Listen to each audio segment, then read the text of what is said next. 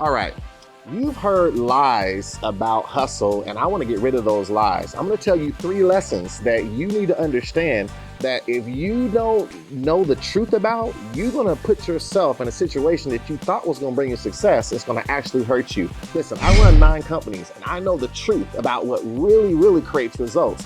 And if you don't get this understanding by the end of this episode, it could mean your very life. Listen closely. We're going to break the myth of what hustle is all about.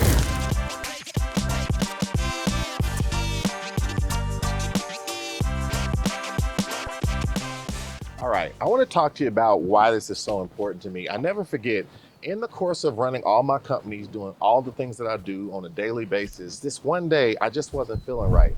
I remember just feeling my body wasn't right. I felt like my heart was feeling funny and my insides was feeling funny. I don't know what it was, but it kind of scared me. So I hopped in the car and I ran to urgent care. It was, on a weekend. And I remember just driving so fast and my heart racing, wondering what is wrong, what is going on? Is this something serious? And I finally got the appointment with the doctor. And when they decided to do an EKG on me and do some other tests, I remember they came in and they were gonna tell me the results, but then they said, we're gonna do it again. And one that was going on, and then they went and did the EKG again. And when they went and came back again, they said, we're gonna do it a third time. I said, what in the world is going on? And finally, the doctor comes in and he says these words, he said, don't be alarmed, but the EKG says that you're having a heart attack. And if I wasn't having a heart attack before, I was definitely having one at the point he told me that. And he said, sometimes it can be a false reading. He says, but we want to take you to emergency because we want to make sure that everything is good. Now, he said, I can have the ambulance come get you, but I knew the cost of having the ambulance to come get you. And I felt like I was okay. I wasn't having a heart attack, didn't feel like to me, but I was very nervous now based on what he said. So I remember hopping in the car and driving right across the way because the emergency wasn't too far away. I go over to the emergency and they begin to check me in, and come to find out the EKG reading was not actual, was not correct, but this was the beginning of a downward spiral of stress for me because I always wondered, did it pick up something that was happening or on the way? And then I got in a condition where I got esophagitis and I couldn't swallow. And for the next 6 to 9 months, I was not able to swallow just whole food, and I was dealing with my blood pressure that just went through the roof, all because of the hustle of my life. And I began to discover some things that made me want to make some changes. And that's why these 3 secrets I want to tell you about are so important. Whatever your journey is, whatever your story is, we've always got something that we think is more important than ourselves. But I learned that that's not something you have to continue to think about. And if you do, it could cost you your life. Now, here is lesson number 1. We cannot glorify burnout any longer. The glorification of burnout is causing the problem. We glorify the rise and grind. We glorify how hard we work. We glorify giving our all to something to the point that we neglect to make sure we're giving our all to the right thing. Now, I've got here just some burning, wood chips and fire. And I want you to think about, when we think about burnout, what are we burning? So when you consider, here's the problem. You take something like joy. Joy is something that we don't realize. When we say burnout, we end up burning the very thing that we don't want. Now, I want to take this and show you what this feels like here. If I take this flame and I put it to joy, right? This is not what I wanted to burn. This is not what I wanted to go away, but this is what starts to happen. My joy in life, what I feel, all of the things that make me happy, it just starts to go away. I'm working hard, but how do I feel while I'm working? This is the problem. So we put that in here and we begin to see that go away, right? But what about our health? So we're doing all this. We're making more money. We're accomplishing some goals, but we're in a situation where our blood pressure's up, our cholesterol's higher. We're losing all the quality of life, and we're investing in future health problems that become a problem. I've got my health, and my health, it's starting to burn, right? And I put that in here, and now my health is beginning to burn. This is all beginning to cause a problem too. Now think about this. This is all burning up. There we go. That's my cholesterol. That's the heart disease. That's all those different things. But then think about this. What about peace? peace is just having that feeling of understanding that I want to have a peaceful environment, a peaceful life. I don't want everything to be, going so hectic and flying around like you see this, right? This again, all of this begins to burn up. This is why when you think about this and you think about burnout, I want you to remember, this is what's really burning. Your ability to have peace, your ability to have anything that doesn't feel like you're always running and distracted and having all these issues. This is the next issue. This is the problem. Last but not least, is we start to burn out our family. Our family. So if I just put this in here, this is all my relationships. It catches fire, right? My spouse, my children, all the things that I'm dealing with in my things, the people that matter to me. Next thing you know, they're burning, they're having issues, they're starting to cause problems. This is why we have to change how we think about glorifying burnout. Now, let me tell you a quick story. So I want to tell you this story. I remember I was doing some consulting, and you know how it is when you go and you're doing the thing that you do and you go in to assess the situation, you try to find out where are the problems, how can you make things better? Well, there was these two individuals, one individual who was doing the exact same job.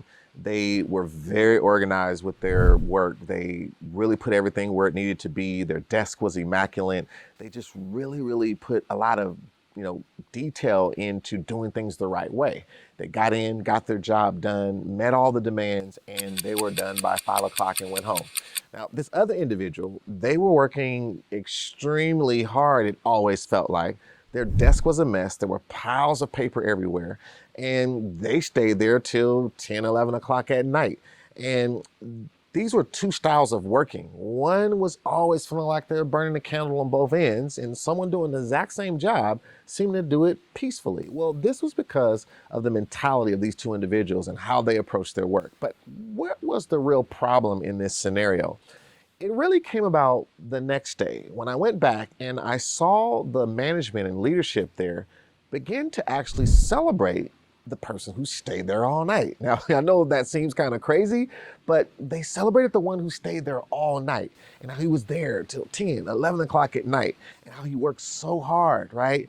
And here was this other individual who worked the right way. They got it done. They were efficient and they were effective. They glorified the wrong behavior. So this sent a message to that entire company that the more you are disorganized and stay longer and are there later, you're seen as a hard worker. Well, this is what we really mean in this lesson. If we glorify the wrong thing, we will get the wrong behavior, not just from ourselves, but from those who look at us, from those who actually follow our lead, our example. We have influence on people by the actions we take. And this is something that I've come to see. So here's what I want you to do. I want you to always remember when you are looking at your life, make sure that you're putting the emphasis on the right things. Measure your life in the outcomes that you want to have that are actually important to your life, not just the journey of doing the work. Don't measure by how hard you do something. Measure how impactful that it actually was. Did you get the result? This is why so many leaders who manage by outcomes versus by, micromanaging end up getting a higher end productive person in their company. But this is true even in our personal life. Glorify the right thing and you'll get the right result. All right, I am here in the workout room and I've got my good friend Shar here and I appreciate her being able to demonstrate here. Now, we're on a treadmill, we're going at constant speed. Now, what's beautiful about a treadmill is it goes to consistent speed that you choose and it just keeps moving, it just keeps moving, it just keeps moving. So I know Shar right now is comfortable, it's a good, comfortable rate. Now, I want to just beef up the speed just a little bit. I'm gonna beef it up a little bit, so it's gonna pick the pace up. Now, this represents our life picking up, right? So now our life is picking up. It's on the move, and Char's having to move. She's having to get going here because this is what happens when the schedule starts filling up, or we get new decisions in our life that obligate our time. So there's this constant moving that we are not noticing, but life is on the way. Now, here's where the problem really gets in. When we think about the grind, the constant grind, when things speed up, we're gonna go a little bit faster here and let's say a prayer for Shar and see how she holds up here. So this is okay, she's having to pick up the pace here. Now, sure, I'm sure you're thinking about different things right now, and this is really starting to create some issues. I'm seeing laughter coming, and I'm seeing there's a lot going on here. This is how life starts to feel. It's a constant grind. You're always on the move. Now, I would love to keep this lesson going even longer because I want to see how long Shar can last, but I'm not going to do that to her. I think you get the point. If life keeps going fast and you don't know how much it's keeping pushing you, you're going to fall apart as Shar is in danger of now. Let's go deeper and learn a new lesson. All right, let's break some things down. I want you to understand when we consider our life. Now, a lot of times we think about what goes on Monday, Tuesday, Wednesday, Thursday, Friday, even Saturday and Sunday. And all of these are different buckets that we can begin to, organize our life and do things in. But I want you to consider for a minute that sometimes if we were to plot the way that we use our time and how things actually happen, we would begin to see all kinds of, just imagine that these are just things that we're getting done. And there's different things that are happening all over our life, right? And so if we plot this down and I begin to draw some lines of connectivity to these, let's just say that this is how my life looks. Whereas someone else, maybe their life is more like this, and they kind of have a different flow to their life, right? So let's see this kind of constant, it pops up there. So we're using our time in different ways. And so sometimes people have a pretty level, schedule to their life. Things are pretty consistent in how they use their time. Then on some days, they kind of do something a little bit unique. And then on other days, they don't, do a lot, and it kind of moves around. Now, here's a key to this though. When we think about our life, something that we have to do, and this is very common in statistics, I want to use a different color here. And so what we're going to do is we're going to draw some lines here. And these lines are what a lot of times in statistics is called control limits. But today, I want you to look at control as a sense of our life being in control or out of control. So when we really think about how our time is moving, we have to begin to understand, what does control look like? And control has to do with what we want our life to produce. What are the things important to us at the end of the week to make sure the impact that we want, not just at work, but actually with our health, with our family, with our relationships, with the things that, even matter to us, having some time to do things that we enjoy, right? All of those are outcomes we want. And when you start to put a control limit, and what does that mean? I have to make sure that there's some parts in this schedule up here that are protected for things that I want to make sure I'm able to experience in my life. If I don't know how to do that, then there's no sense of measurement of what control means, because what control means is, how do I get everything done with my time and have time to do the things that matter for me? Now, what I often like to define when we think matter for me, I spell out the acronym LIFE. So life is for leisure, right? Things that we want to do for fun, things that make us happy, things we just like to do. And then we have to have some time to improve. So read a book, learn something, and develop your skills. Spend time on your money management to make sure you're improving and how your wealth is growing. These are all things that have to do with improve. Then we deal with family or friends. This is our relationships. And then we deal with exercise, right? So this is also, when we deal with exercise, this is another key element that is for us. So when we start to understand how we want to do these things and we work backwards to understand how everything fits within that, we then begin to get a control limit. Because if I'm not able to get to these things while I'm trying to do work and make money and do all those things, then my life is not under control. So then I begin to see, now when I look at some of these little dots here, some of them are out of control. Whereas if we take another example of these ones that are inside the control limits, these are all things that are in control.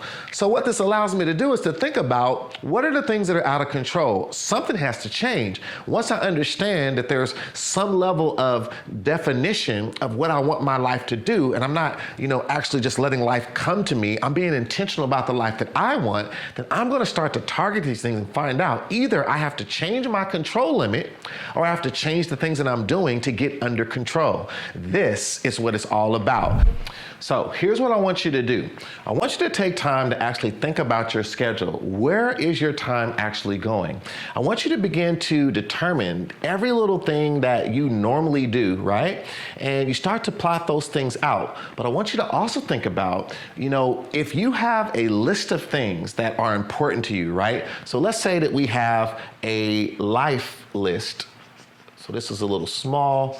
But say we have a little life list of things that we want to do. Like, I want to play a board game with my children. I want to spend time with my grandmother. I want to make sure I work out 3 times a week. I want to make sure that I learn how to cook better. I want to take cooking classes. I want to learn more about graphic design. And so I'm going to be taking an online course and learning more about graphic design. These are all things that I want to do. This is what matters to my life, right? And so when you get this list and you start to put the things on here that you normally have to do. Now, some things we have to deal with, like work, right? We got to deal with sleep. These things are going to take a big portion of our life. But after that, it's the time we have after work and sleep that we have to be intentional about making sure that we actually, use it for the things that are on this list. So you start to look at how your week runs and even your month, because there could be some weeks even that you can't do something. Like week 1 and week 2, you can't do that, but week 3 and week 4, you can. So sometimes you have to actually spread it out across the entire month to make sure you're getting to the things on this list. Some things on the list don't require that you do it over and over again or 3 times a week. Sometimes if you just do that once a month, you would be happy, right? So this is the things that you have to start doing. Make the time to see where your life is going, see where work and sleep is on different days, depending on what your work schedule is like. And then think about your life list according to what we define and start to plot where you can put those things that you can make sure you're getting those things in your life that are important to your life planned out and scheduled so that you can be fulfilled.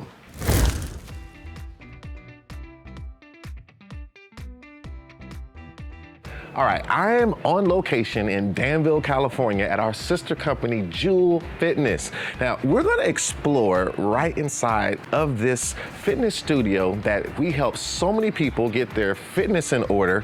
We're gonna explore the connection between wellness and productivity. See, when we really think about being productive, we really think about getting things done. Beyond the hustle, what really actually gets done in our life? There's a connection between how well we are and what actually gets done every single day. We're gonna explore it now.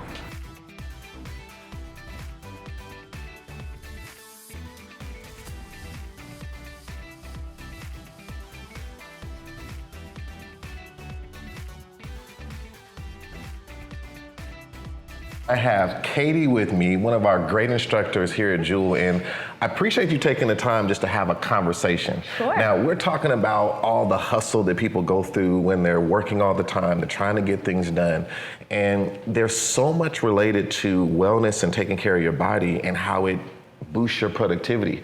Now, before we get into that, just what have you seen down through the years in terms of the impact of people getting a good workout and how it impacts their daily life? I think that's a really good question. I find that sometimes the biggest barrier to getting into a fitness routine or finding joy in movement is your schedule and the things that you put on your plate. So I think making a margin in your day and carving out that time can be one of the most impactful choices that you make. Right. So if that's something that you're interested in doing and applying to your life, you'll find that this little margin in your day can improve your energy levels. It can improve your sleep. It can improve your appetite, for that real hunger, not just for what you're eating, but maybe your other passions in life, right? So for me personally, I feel so excited by the idea of a fitness routine because it was never part of my life before. Wow. And now that I'm an instructor, it's like I have a responsibility to be at a certain place for my body, for my clients. And that made a world of difference. It made me feel accountable And then it became something I craved. Yeah. So let me build on that. So as you said your schedule, and that's one of the things we can control in life, right? And here at URCO, we're always talking about the decisions that we can make, the things we can control. Yeah. We're the seal of how we think, how we, let things impact us to come up in our life. When you think about working out and the impact on mood and emotion, because we deal with things, we get news from a doctor, we deal with our children, there's things in the relationships. Yes. Do you see a strong relationship between good, consistent working out and our emotional capacity to deal with things that come up in life? Absolutely. I think it speaks to just tension alone, right? That when you have a place where you can release the physical tension in your body, that translates to the tension you're carrying in your heart, on your mind, and these kinds of things that there really is no quick fix for, there's no answer for, or the answer ends up being, just like you said, how do you schedule your day? How do you make time for yourself?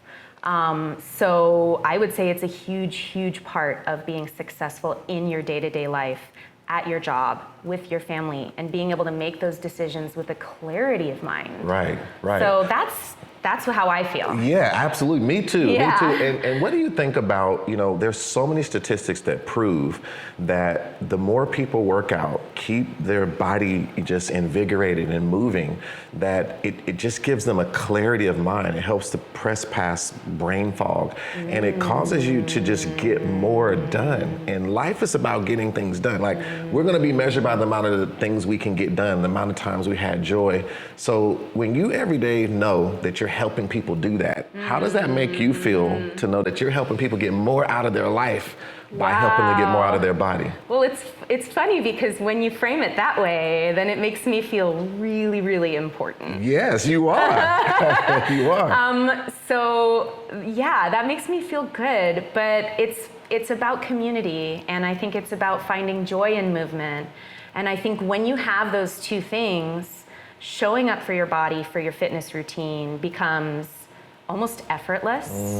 And that's when you start to see the results. Yeah. If it's something you feel like you're forcing yourself to do, if it's not your joy or fun, you mentioned you like to play basketball. Yes. Right? So you have these outlets in your life that are physical, and it helps clear away tension, it helps clear away this feeling that you can't do something, because every time you show up, you're doing something and maybe achieving a little goal that you set for yourself. Yeah.